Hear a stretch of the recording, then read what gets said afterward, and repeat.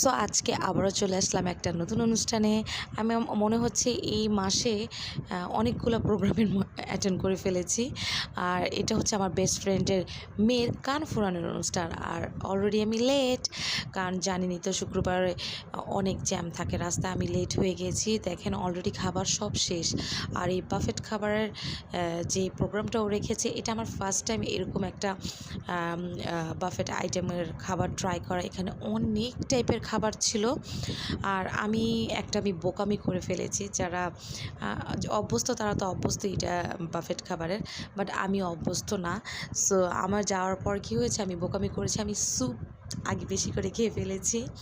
দেন হচ্ছে কিছু item try করতে গিয়ে আমি আরও অনেক আইটেম খেতে পারিনি, অনেক আফসোস রয়ে গেছে আমার। সো প্লিজ আমাকে আবার কেউ দাওয়াত দিও, সো আমি যেন আরও অনেক খাবার ট্রাই করতে পারি। আসলে অনেক কষ্ট, আমি খাবার ট্রাই করতে পারিনি।